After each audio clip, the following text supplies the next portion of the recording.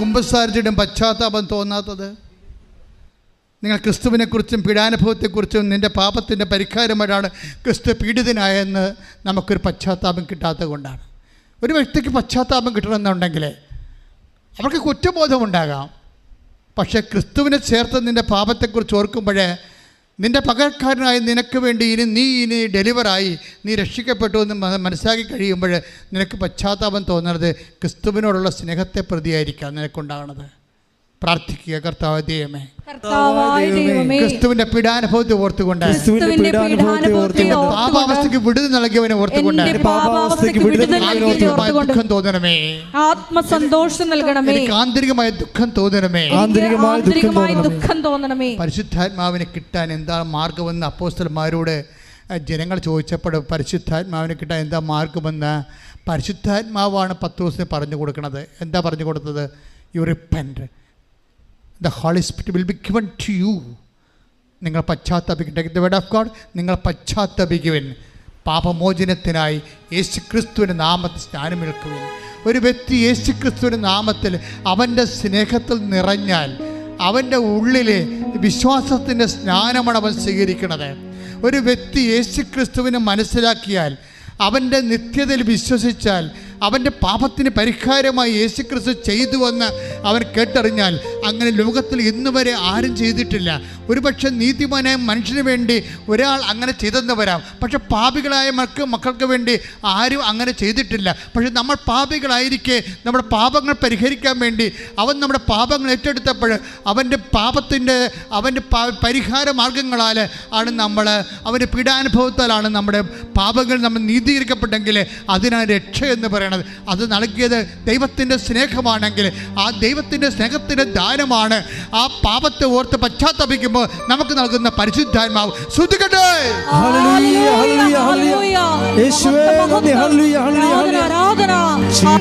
സഹോദരങ്ങളെ, ഈ ആത്മാവിനെ സ്വീകരിക്കാൻ ഞങ്ങൾ എന്ത് ചെയ്യണമെന്ന് പത്രോസിനോട് ചോദിച്ചപ്പോൾ പത്രോസ് പറയുന്ന മറുപടിയിലാണ് സഭ ജനിച്ചത്, നിത്യത ഈ ഭൂമിയിൽ എന്നും ജനകോടികൾ അവകാശമാക്കിയത്. Take the word of God. അപ്പോസ്തലപ്രവർത്തനങ്ങൾ 2:38. അപ്പോസ്തലപ്രവർത്തനം 2:38. പത്രോസ് പറഞ്ഞു, നിങ്ങൾ പശ്ചാത്തപിക്കുവിൻ, പാപമോചനത്തിനായി എല്ലാവരും യേശുക്രിസ്തുവിന്റെ നാമത്തിൽ സ്നാനം സ്വീകരിക്കുവിൻ. പരിശുദ്ധാത്മാവിന്റെ ദാനം നിങ്ങൾക്ക് ലഭിക്കും.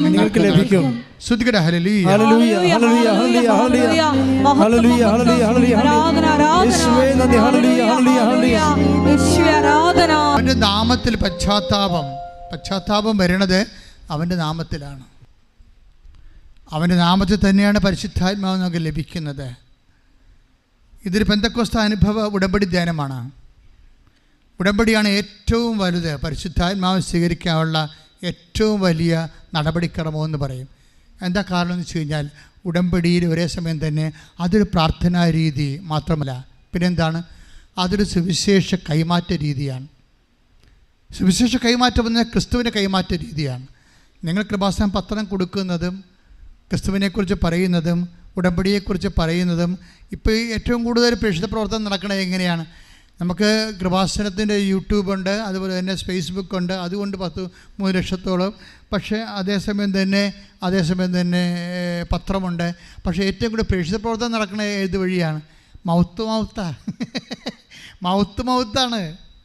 നിങ്ങൾ ഓരോരുത്തരും സുവിശേഷമാകുകയാണ്. എന്തെങ്കിലും കട്ടപ്പാടൊരു മലയാളിക്കുണ്ടെങ്കിൽ അടുത്ത മലയാളിയോട് സംസാരിച്ചാൽ ഉടനെ പറയും നീ ഉടമ്പടി എടുക്കാൻ പറയും. എന്താ കാര്യം? മൗത്താണ്. അപ്പം നിങ്ങളെല്ലാവരും കർത്താവ്, അപ്പം നിങ്ങൾ അറിയണം നിങ്ങൾ എന്താ ചെയ്യണമെന്ന്.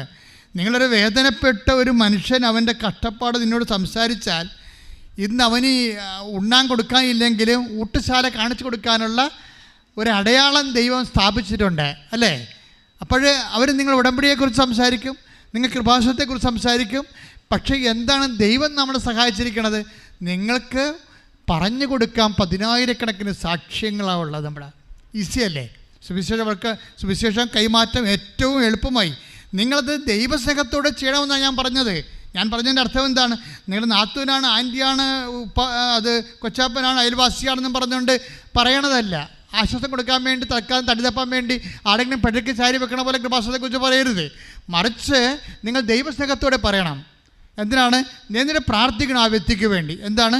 അമ്മേ, പരിശുദ്ധ അമ്മേ, ഞാൻ ഊട്ടുശാല കാണിച്ചു കൊടുത്തിട്ടുണ്ട്, പക്ഷേ ഇവരവിടെ ചെല്ലുമ്പോൾ അമ്മ നീ അവളെ സഹായിക്കണം, അവനെ നിലനിർത്തി കൊടുക്കണം.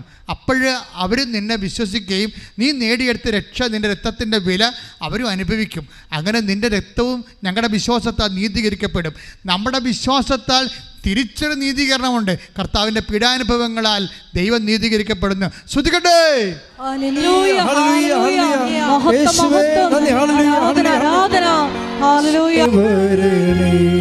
പരിശുദ്ധ പരമ ദിവ്യകാരുണ്യത്തിന് ആരാധനയും സ്തുതിയും പുകഴ്ചയും ഉണ്ടായിരിക്കട്ടെ. നമ്മളെ അതായത് യേശുക്രിസ്തുവിന്റെ പീഡാനുഭവത്തെ അംഗീകരിച്ച് അവൻ്റെ തീരുമാനത്തെ വിശ്വസിച്ച് ഉയർപ്പിൽ തിരുമണത്തെ പ്രഖ്യാപിച്ച് എന്താ പ്രഖ്യാപിക്കണത്? ക്രിസ്തു എനിക്ക് പകരക്കാരനായി മരിച്ചു എന്ന് ഞാൻ പ്രഖ്യാപിക്കണത്. അപ്പോൾ എൻ്റെ പാപത്തിന് പരിഹാരം അവൻ ചെയ്തു എന്ന് ഞാൻ പ്രഖ്യാപിക്കും. അതാ മരണത്തെ പ്രഖ്യാപിക്കണമെന്ന് പറയണം. അപ്പോഴെന്ത് ചെയ്യും? അവൻ ഉയർപ്പിൽ വിശ്വസിക്കുന്നു. എന്താണ്? അവൻ്റെ മരണത്തിൽ പിതാവായ ദൈവം മഹത്വപ്പെട്ടിരിക്കുന്നു. പാപത്തിന് പരിഹാരം ചെയ്തുകൊണ്ട് ദൈവത്തിൻ്റെ ഇഷ്ടം അവൻ നിറവേറ്റിയിരിക്കുന്നു. ഇതാ ഞാൻ വരുന്നു, അങ്ങനെ ഇഷ്ടം നിറവേറ്റുകയാണ്. എൻ്റെ സന്തോഷം എന്ന് പറയുമ്പോൾ ക്രിസ്തുവിൻ്റെ സന്തോഷം കുരിശുമരണമാണെന്ന് ബൈബിൾ രേഖപ്പെടുത്തുമ്പോൾ നമുക്ക് അതിൽ നിന്ന് ഫലമായി ലഭിക്കുന്നത് വിടുതലും പാപമോചനവും നിത്യജീവിതവുമാണ്. കൈയിട്ടിച്ച് കർത്താവിനെ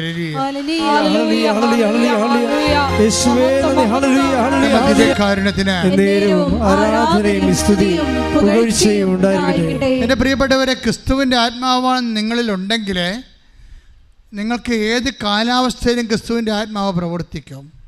മനുഷ്യൻ്റെ ആത്മാവ് പ്രവർത്തിക്കത്തില്ല, ബോധം കെട്ട് പോകും. അതല്ലേ ഇപ്പോൾ ലിസി കോഴിക്കോട് നിന്ന് കടക്കാർ അവരുടെ കടയില്ലേ, ലിസി കോഴിക്കോടിൻ്റെ സാക്ഷ്യത്തിൽ എന്താ പറയുന്നത്? അവരുടെ കാശ് നഷ്ടപ്പെട്ടു. അവർ തമിഴ്നാട്ടിലേക്ക് പോകുന്ന വഴിക്ക് ഈ പ്ലാസ്റ്റിക് പേപ്പർ വാഴലയും അതുപോലെ തന്നെ മെഴുകുതിരിക്ക് തിരിയും ഒക്കെ അസംസ്കൃത പദാർത്ഥങ്ങൾ, പിന്നെ കൂടുകളൊക്കെ ഉണ്ടാക്കാനുള്ള ചെറുകിട വ്യവസായമാണ്. അപ്പം അത് പൈസയും കൊണ്ട് പോയപ്പോൾ അത് നഷ്ടപ്പെട്ടു. പിന്നെ അവർ കടം വാങ്ങിച്ചാണ് ഇവിടെ നാട്ടിൽ ഈ സാധനം കൊണ്ട് എത്തിയത്. പക്ഷെ അവർ പറയുന്നൊരു വാക്കുണ്ട്, എനിക്കൊരു അബദ്ധം പറ്റിയെന്നാണ് പറയണേ. എന്താണ് അബദ്ധം പറ്റിയത്? ഞാനങ്ങനെ കൂളായിട്ട് ഒറ്റക്ക് ജോലി ചെയ്ത് പോകുകയായിരുന്നു. തിരിയുണ്ടാക്കും, പേപ്പർ കൂടുണ്ടാക്കും, പേപ്പർ വാഴല കൊണ്ട് ചില കാര്യങ്ങൾ ചെയ്യും, അത് എൻ്റെ വിതരണം നടത്തും. അങ്ങനെ ഒരു എൻ്റർപ്രനറായിട്ട് വർക്ക് ചെയ്യുകയാണ്.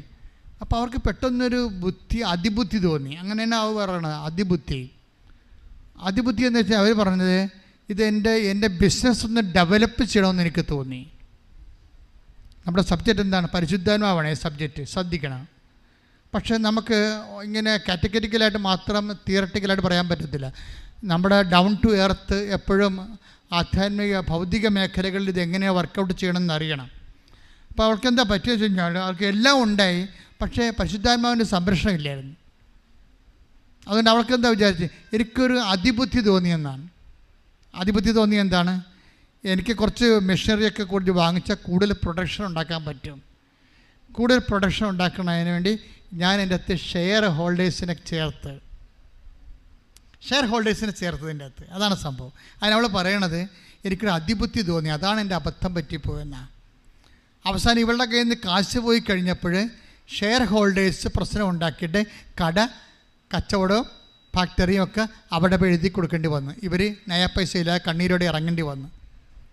അവിടെ വീട്ടിൽ വന്ന് താമസിച്ചപ്പോൾ വീട്ടിൽ അമ്മായിയമ്മയും ഭർത്താവും കൂടി ഇവരെ പുറത്താക്കി, ഭക്ഷണം കൊടുക്കാതെ. അങ്ങനെയാണ് അവർ ആത്മഹത്യ ചെയ്യാൻ പോയത്. ഒരു മനുഷ്യൻ തീർന്ന് വരണം കണ്ടില്ലേ? ഒരു നിമിഷത്തെ ഒരു ചെറിയൊരു ചാഞ്ചല്യം, ബുദ്ധിപരമായ ഒരു ചെറിയ ചാഞ്ചല്യം. ഈ ചാഞ്ചല്യം ഉണ്ടായാൽ നമ്മൾ നേടിയതെല്ലാം ആരുടെയെങ്കിലും ആയിപ്പോവും. ഈശോയോട് ചോദിക്കുന്ന ഒരു ചോദ്യമുണ്ട്, നീ നേടിയതെല്ലാം ആരുടേതാകും? Take the bed up. ശ്രുതിക്കട്ടെ. Hallelujah, hallelujah, hallelujah, hallelujah. യേശുവേ നന്ദി, യേശുവേ സ്തുതി. Hallelujah, hallelujah, hallelujah, hallelujah, hallelujah, hallelujah. യേശുവേ സ്തുതി. Hallelujah, hallelujah. ഫോഷ, ഈ രാത്രി അങ്ങനെ ഈശോ ചോദിക്കണം, ഫോഷ, ഈ രാത്രി നിന്റെ ജീവൻ എടുക്കുന്ന പക്ഷം നീ നേടിയതെല്ലാം ആരുടേതാകും? ലൂക്ക 12:20. ലൂക്ക 12:20. എന്നാൽ ദൈവം അവനോട് പറഞ്ഞു, ദൈവം അവനോട് പറഞ്ഞു, ഹോഷ, ഈ രാത്രി നിന്റെ ആത്മാവിനെ നിന്നിൽ നിന്ന് ആവശ്യപ്പെടും.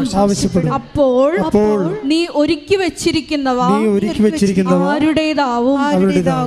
ആത്മാവ് മാറിക്കഴിഞ്ഞാൽ നമ്മൾ ഒരു സുപ്രഭാതത്തിൽ നമ്മളെ കഷ്ടപ്പെട്ടതെല്ലാം നഷ്ടപ്പെട്ടു പോകും.